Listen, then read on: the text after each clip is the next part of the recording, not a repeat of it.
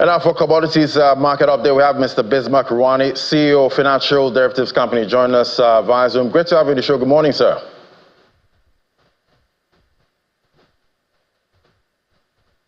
Great to have you. So you might have to unmute. I saw your mouth moving, but I couldn't hear you, Mr. Rewane. But to the conversation now, we had reports. I'm now muted. Fantastic. I can hear you loud and clear now. Fantastic. So we had reports of a fire outbreak in a section of the Dangote Refinery yesterday, but there's relief now. It was contained. But does it pose any risk to plans for PMS production in July? No, not at all. I think it was a minor incident which was contained and easily managed, because in the refinery complex, there are all sorts of mitigants that are put in place. So it was immediately contained. It has limited impact, and production has actually commenced again.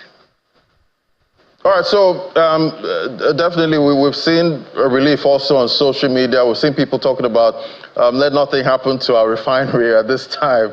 But going forward, we've seen issues around supply of crude, to the refineries. Talk to me about what you're seeing right now. In your view, do we see crude supply, going into the second half of 2024? Yes, there'll be increased crude supply. Basically, the crude oil market is a very efficient market.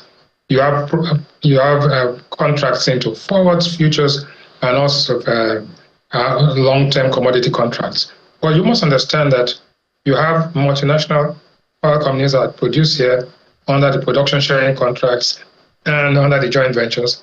You have the NNPC portion of production. So basically, what people misunderstand is that the oil companies are obligated. They have their long-term obligations because they paid the operator's margin.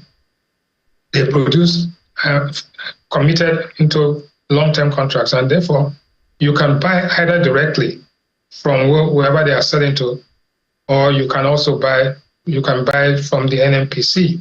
So I think all this talk about sabotage and all of that, I think it's misguided. The truth is that the oil companies have their contracts. The Dangote refinery is efficient and it's going to produce a lot of quality products. And over time, the Dangote refinery will be buying both domestically and internationally, while they'll be serving both the international and regional markets accordingly. So I wouldn't be disturbed about it. Or what the program is that the price of diesel has come down. The Dangote refinery is going to commence immediately, I think now, aviation fuel, and which is a big product. The dual-purpose kerosene. They're also going to be producing the PMS down the road in July, August. So everything looks good. But the point is that it will be at international price. That's what it is. What the Dangote refinery is offering is quality, quantity, and certainty of product at all the time. So Nigeria, the days of oil petrol scarcity are over, but there's still some work to be done in terms of looking for the efficient and equivalent price at which it will be sold, both domestically and across the whole of West Africa. Right. All right, let's look at other issues right there in the FX market. The seculars are back again with CBN discontinuing the price verification system for importers. I remember this move was aimed at curbing malpractices such as over-invoicing of imports and under-invoicing of exports and round-tripping. Is there a risk these might return in full force? No, there's no risk. The truth is that the moment you reduce the number of bureaucratic bottlenecks in a market, the more efficient the price. The reason why you had this reason for over-invoicing was because there was a big difference between the parallel market rate and the official rate. Then it made sense to over-invoice imports and under-invoice exports. Now that there's no fear of that, because the difference between the parallel market of 1508 and the official market of 1495 is only 10-15 naira. It's not worth your incentive. There's no incentive in trying to round trip. Therefore, by removing this price verification document, you actually made it easier for people to open LCs for goods to come into Nigeria. So it's a good move. And what the central bank is saying in so many words is that there's no incentive for arbitrage as long as the price difference between one and the other rate are narrowed. As a matter of fact, we can call this, to all intents and purposes, we can say there's exchange rate unification in Nigeria today. There is one rate because the difference between one and the other is minuscule and marginal. So I think that it's an efficient move. It makes the market more transparent, and as time goes on, you will find that this difference will narrow to almost zero, and that's what we achieved. So it's good news for now for the foreign exchange market, and we think that we'll see some stability in the market now.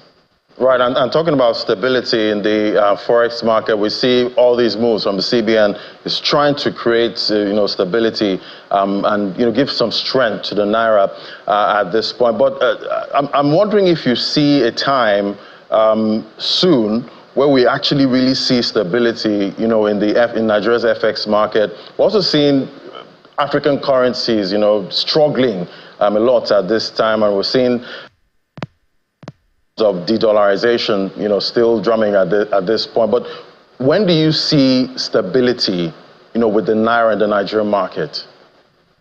Okay, let me say that stability doesn't mean a Naira appreciation. You can be stable at 1,500, but when you look at the purchasing power parity value of the Naira today, should be about 956 Naira to a dollar. When will the Naira appreciate from 1,500 to 956 or maybe 1,000 Naira to a dollar? This will not happen until about maybe later this year or maybe early next year. So when you start having that kind of rate, you see the Naira would appreciate maybe first and foremost about 1,200. I said 1,200, 1,300 before. It will be stable there and then gradually appreciate based on the price of oil, the oil revenue, to the non-oil exports that are coming through diaspora inflows.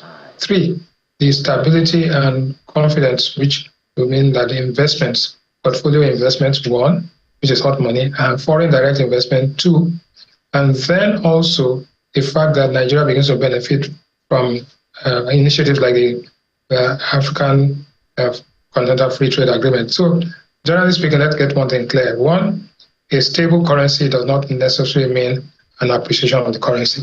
It is stable, the currency is stable as we speak. Now it begins to appreciate when inflation begins to decline and interest rates have stayed high, then you begin to see it appreciate gradually.